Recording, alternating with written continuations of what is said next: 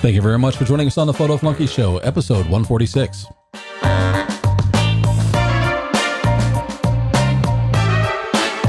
Today's episode is how to improve your photography without buying more gear.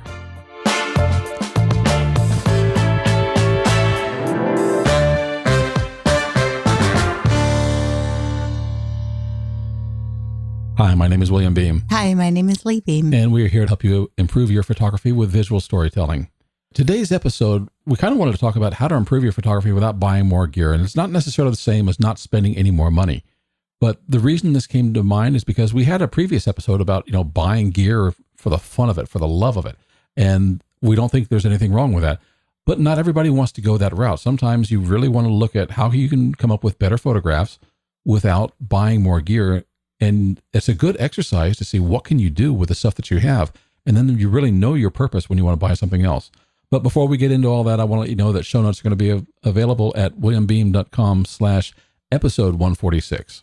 Lee, you don't have much gear. I mean, you use some of the gear that I have, but you had a pretty minimal kind of camera kit. I did. And, for years, it really, really kind of grated at me because I had gear lust. I looked at people who had things and I just wanted those things because when you're new to photography, most of us actually start out where we constantly have things in our face that if you have this, it will solve this problem.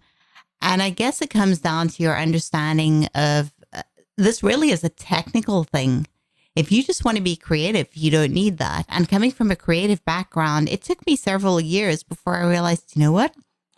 I don't need all this stuff. In fact, having a whole bunch of nice lenses and all sorts of other accessories became almost a different kind of burden because I was spending so much time trying to figure out how to use them and where it was appropriate to use them and trying to look for places where I could take a photo just so I could use them, that my creativity got put on the back seat. And I think I really found my creativity when I was on vacation one year and I didn't feel like carrying stuff. So I put my little up strap over my shoulder with my camera body and I decided I'm not taking a bag. For today, I'm going to pick one lens and whatever I get with that lens is what I get. I mean, I made myself find what I could do with that lens. And it really, really changed the way that I looked at my photography. And there were times when I was frustrated, but it also brought me back to a point where I realized that it's not about the stuff you have. It's about learning how to use what you have with you at the time to tell the story that you want. And it might not be what you had kind of envisioned if you'd planned something, but I think that's where the real, I hate to use the cliche where the magic happens, but I think that's where something kind of clicks over in your mind or somewhere in yourself is where you're in a situation where you could take the shot or leave the shot. And if you decide to take the shot, you can make it and do something to the best of your ability with what you have, or you could just do a snapshot. And it really forced me to just relax into forgetting about the gear and forgetting about what everybody else around me had and what I wished I had in the moment and just seeing whatever was through the lens in that moment. I think that's a perfect example of accepting what you have and saying, all right, I can't do this. Instead of saying, I can't do this because I don't have such gear, instead you start to look at what can I do? How am I going to make an interesting photograph with the gear that I have? And as you were talking, you kind of reminded me of an example of that. And I hate to keep bringing up Joe McNally on this podcast, but I love the guy. He's a wonderful photographer. And a few years back, I went to Cuba with him on a workshop with Santa Fe Photographic Workshops. And Joe showed up with one camera, the Nikon DF, which is kind of like styled after old style Nikon cameras. And I think these are 24 or 28 millimeter prime lens. And that was it. And I thought, you're kidding me. Joe travels with like a big old Suburban full of gear and maybe another one behind it with more gear. For him to show up with just one camera and one, fixed focal length lens, I thought, he's gone nuts. But you know what? He went there and he found out how he was going to create the images he wanted with just that little bit of kit. And I remember we were walking down the streets in Havana And we looked across the street. There's a big church and a wedding party had just come out.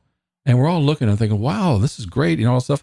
And we look around and say, where's Joe? And then I look across the street. There he is. He's walking in the wedding party. He's getting his shots.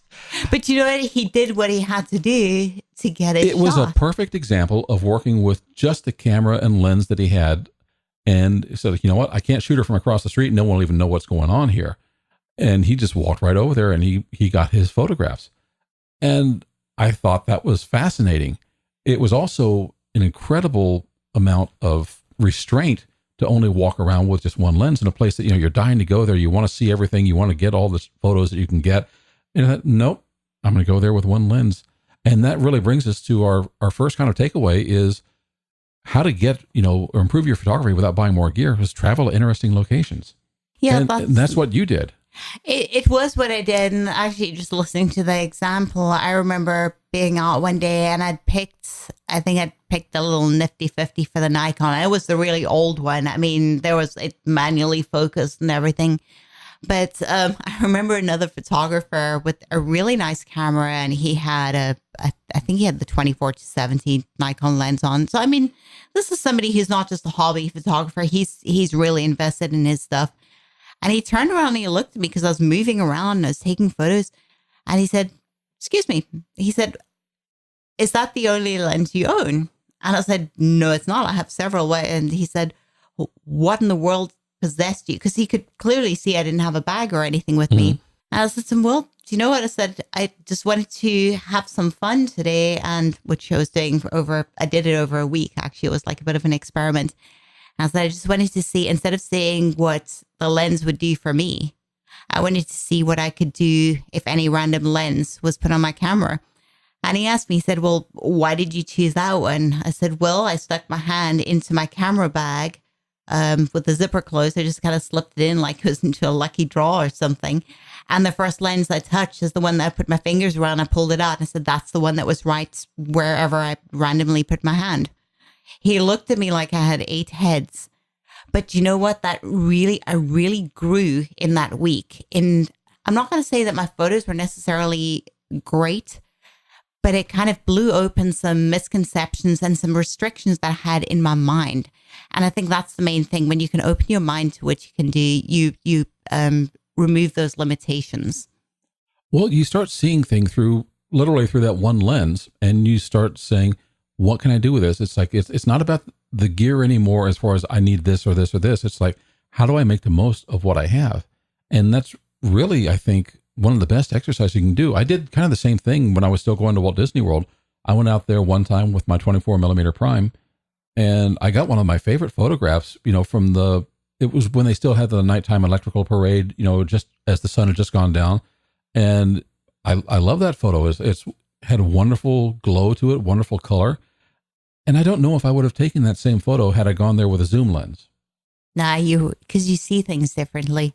So, but the idea of traveling to interesting locations, this also came up from years ago. Matt Kloskowski, who I love his landscape photography. I remember I was watching an episode of The Grid, and he was still with the Kelby organization then. And Scott mentioned, it's like Matt doesn't go spend a lot of money on lenses. He spends his money on going places where he can get great photos. Yep. And he has. I was looking at some of his landscape photos just last week, and I thought, these are phenomenal. He's got fall color. He's got glaciers. I was going to say that makes so much sense to me. It kind of resonated with me when you said that he spends his money instead of on gear, going places. And it's not necessarily going places, but I think it's through throwing yourself into your experiences. I think for me, I mean, I've kind of gone this route where I'm playing around with the iPhone. Now, don't get me wrong. If I could have my way and it was practical and convenience and it wasn't time suck, I would only use my DSLR because I prefer the control I have. I know that camera, but having my iPhone has been a bit of a challenge, and I've kind of learned to work around things. I've learned to change and adapt my approach. But I think I went from obsessing about the photos that I was taking and the quality of the photos with the gear and all the, technical aspects and trying to merge the creativity to actually just having some life and something that's personal in my photos And that's something personal, is what you're talking about with Matt Kloskowski. That's your experience. That's the real part of it. It's almost like you can reach through whatever it is, the screen or through the piece of the photographic paper, and you kind of feel like you could touch that experience because you learn to focus on where you are. And I think that's where the real personality of the stories comes out, because you do restrict yourself when you're sidetracked by technicalities, gear, and they're not wrong. I mean, this is an important part of progressing, but to me, I'm in a much better place with my iPhone. If I'm limited, I think I'm much more creative than when if I would be if I had absolutely every camera and lens available to me, because then it becomes an overwhelming choice. And I think you spend so much time thinking that you miss the moment. I think you're absolutely right. And it's like I said, I really love Matt's landscape photos. And I've got some friends who also recently went out and did some landscape. One went to West Virginia and he's got a beautiful shot of a grist mill up there across the water. Another friend went with a group over to North Carolina, and, just those little small waterfalls and streams coming across. She really captured just the beauty of the environment around there. And I appreciate people who can travel to interesting locations. And it doesn't have to be a landscape. It could be a cityscape, or maybe it's street photography. You're not really concentrating so much on lugging a bunch of gear with you. You're walking out with your camera saying, all right, what does this environment have to show me? Doesn't matter what the environment is. If it's something that you enjoy or you love, that's the right place. And that can really help improve your photography, because now you have new challenges. Because in Florida, where we live, there's really nothing interesting in the environment. That's my opinion anyways, is I go off and I look at the landscapes and it's just not that great. You can go to the beaches and take some nice sunset photos, great clouds, palm trees. And I really do like, some of those photos, but there's only so many times you can do that. Yeah. If you want to do something different and keep on exploring, you need to go to different places. That's true. Yeah. You don't really have you don't have a great variety of textures. You don't have seasons here. You really don't. And I think that's also part of it. You can go through a 12-month cycle in most places in the country where you have seasons.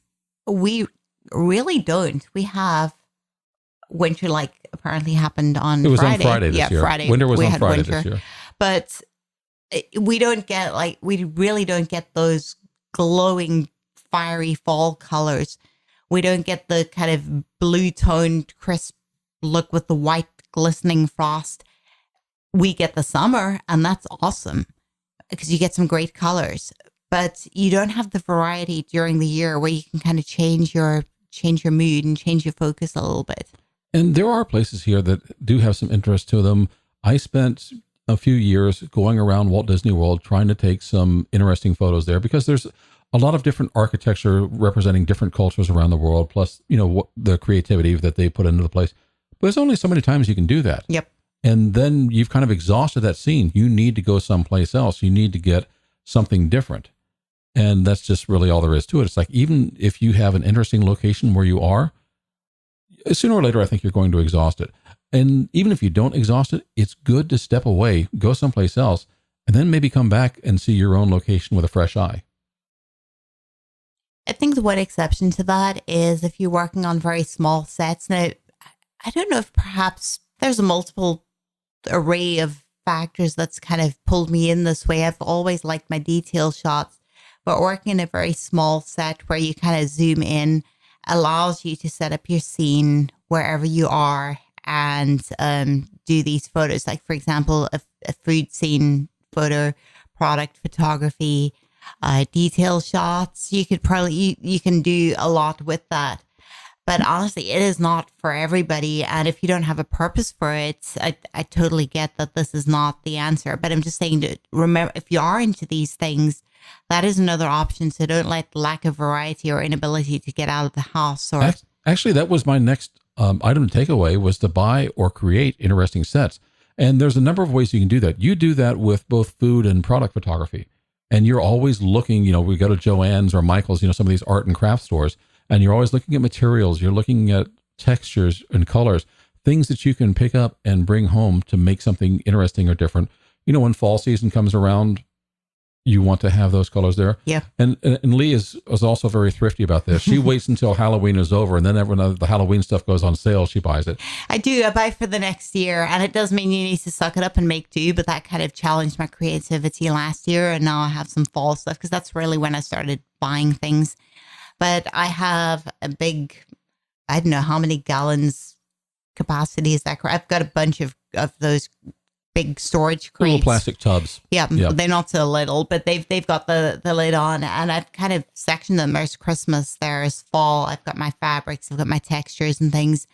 And as the seasons go around, I'm starting to accumulate things from the sales. And honestly, I don't buy anything if it's not at least 70% off. I don't buy it. It means it's going to go down, or I won't get it. Well, once the season is over, these things always go on sale, and you're smart that way. You say, "Look, I know I'm going to do this year after year.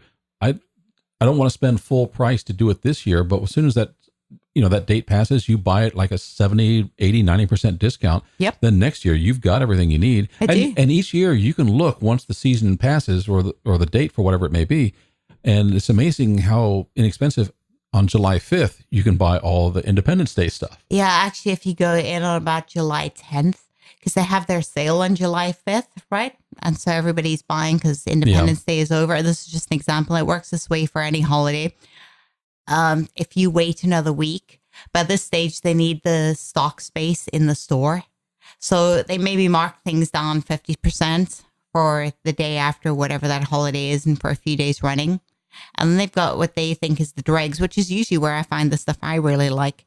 And they eventually put it 80% and I watch it. And when it hits like 85%, I go in and usually I can apply some coupons and get some free stuff. I've never seen anyone who's able to negotiate a price like Lee does. So you're buying our next house. And keep in mind, when we say buy or create interesting sets, we're not just talking about tabletop stuff. If you're into portrait photography, you can do the same thing. You can create some interesting sets. I mean, you can travel to locations where there might be an interesting background, but you can also look for things to build your set. And that could be anything from, background, whether it's going to be maybe a canvas drop. Some of those things will cost you thousands and thousands of dollars. I got one for $100, and you just had to watch on eBay. Yep. I like eBay. Actually, eBay is my favorite because you can bid and make offers and you can message people and negotiate. But also kind of keep in mind, look at some of the groups on Facebook or other places where you have photographers getting together. Somebody somewhere knows how to get a deal on whatever it is that you're looking for. So don't be afraid to ask around. But if you can buy or create some interesting sets and you can do it at a discount, that'll do much more for your creativity and your photography than buying a new lens will. Yeah, absolutely. So, and one of the last items on here, next to last, because I'm going to add one more than what I had written down, collaborate with others. Portrait photographers like to do this all the time. You usually don't shoot the same portrait subject over and over again. I guess unless it's your kid or your wife, you can go ahead and take all the photos you want. But if you're into portrait photography, you want to get new and interesting faces in front of you, and you want to kind of see what you can do there. But collaboration isn't just with photographers and models. You've also got hair and makeup artists. You've got wardrobe designers. If you're into food, you could work with different food stylists. Some people you can collaborate with are not even people that would ever think that they're going to collaborate with a photographer. That's why we got into working with athletes. Yep, absolutely. In fact, I think if you're a photographer, the photographers are not the people you're collaborating with. It's actually I guess you need to look at your genre and then find out who gets involved within that genre, aside from photographers. The place where you work, she teaches, kickboxing at a gym. So there's athletes in there. But right in that building next door is a dance studio. Mm-hmm. Both of these are groups of people who are working and have an understanding of how to use their body. Yeah. And not everybody that goes into a gym or not everybody that goes into a dance studio is going to be like the pure fitness model that you're thinking of when you look at some of those shots. But I don't know, some of these dancers, they bend over their spine in half. I don't know how they do it. They do. And I mean backwards, not forwards. But also remember, and I'm just throwing something out there. There are some photos where your athletes, whatever they're doing, or your dancer may not be, fall into the exact description of your athlete or what you might expect, but they may have the personality that actually makes your photo that nobody else could do. Yeah. And I think you have to, don't dismiss any aspect of the life within your photo, the story within your photo, the character in there. I think whatever it is that jumps out of the frame grabs the person looking at it and pulls them in, whether it's a question, whether it's a wow, whether it's a what the heck. If it gets their attention, that's really what you're looking for in your subject, in your frame, in your settings. And I think it sounds like a whole lot of stuff, but you don't really consciously think about it once it becomes second nature. And it just starts with taking a step to open your mind. Sometimes you need to let go of a crutch to do that. And that crutch is often a piece of gear. But maybe start with that one thing that you think you cannot live without and say, okay, well, let's do a life in the day without whatever it is. And while you were talking, I just thought of a perfect example of collaborating with others. And we brought him up before, Jordan Matter. If you look that up on either Instagram or YouTube, and 10-minute photo challenge, he works with dancers, and these dancers are phenomenal. And he works with a lot of different ones, people who have phenomenal ability, and he's extremely popular. If you haven't run across him before, take a look on YouTube or Instagram for Jordan Matter, and I think it's 10-minute photo challenge. He's not going around with a lot of lights and a lot of gear. He's got a camera and one lens, and he works with this dancer, and they'll go into different places and see how many shots they can get within 10 minutes, and hopefully without getting kicked out of the place. Yeah. You know, they went to a grocery store. He had one dancer, you know, get a gallon of milk or something like that. She just splashed it all over her face while she was in a pose. And they told, you know, the folks in the store, don't worry, we'll clean this up. But they're running off. And they paid for it, yeah. They paid for their stuff. They're not out there abusing, you know, people and taking advantage of their store. They will pay for what they use. They will clean up any mess they make. But they're having a lot of fun, and there's a lot of excitement and energy. And if you look at that, I think he's got 1 million followers now because he wore a tutu when he got that number. That was so funny. But it's a perfect example of what you can get out of creating with others who have talents that are completely outside of photography. But also remember, you've got two ways to approach your photography. You can be the photography site where you're just showing the photos, or you can be the photographer. And both of these are wonderful, and they're kind of completely different, but there's a merge in between. You can have the best of both worlds. I mean, this example you gave of Jordan Matter, he's got some personality behind there. There's some people who actually, I'm guessing they don't really care that much about the photography, but they are just intrigued and completely entertained by how he goes about doing his stuff. So you can draw people in from, you know, various ways. And it's not always just about the photo. Yeah. And if you haven't seen Jordan Matter, I will put a link to his Instagram and one of his YouTube videos linked in the show notes for this episode. It's really worth watching. We have a lot of fun watching. Yeah. He has great energy. The people that he brings on have great energy, and they go to some interesting places. The guy travels around the world apparently doing this. And I think that's just wonderful. I'm really impressed both with his photography and the fun that he has doing it. I like the fun the best. Yeah. All right. I wanted 3 takeaways, but I'm going to give you a bonus one. Another thing you can do is change the light. And that could be change the direction of the light, change the color of the light. If you look at some of the gelled photos coming out from Jake Hicks, or Lindsay Adler also does a really great job with this as well, putting color on a person in very interesting ways, and not just the person, maybe also the room or the background that they have. It's a wonderful way to take what may be a drab or boring set and bring it to life just by changing the light. And in this case, they're doing it by color. Lindsay does it with her light modifiers, where she has some very specific angles or direction of light. So it's not just like a big bright burst that's going over all over everything. She has great and wonderful control of the light that she's using on her subjects. And matter of fact, I just saw that she just came out with a new course called Master Studio Lighting. And you might want to take a look at lindsayadler.com to see if this is right for you. I think she's a wonderful photographer. She has a great use of light. So does Joe McNally. So does Jake Hicks. There are some photographers. You might want to go just look at their work and see how they're using light to be as creative as what they're putting on their set or their wardrobe or makeup. So that's the bonus tip for today. I like that.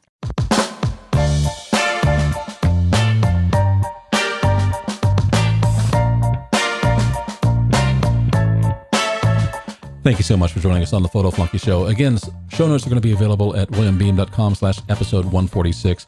We hope you had a good time, and we would love it if you would subscribe to us on iTunes. You can subscribe at williambeam.com/iTunes. If you're listening on your phone or device, you can subscribe right there. Go to photoflunky.com. Not only is there a player there, but there are links to subscribe on iTunes, Spotify, iHeartRadio, Google Play, wherever you like to get your podcast from. We would really appreciate it. So thank you. We'll see you again next week.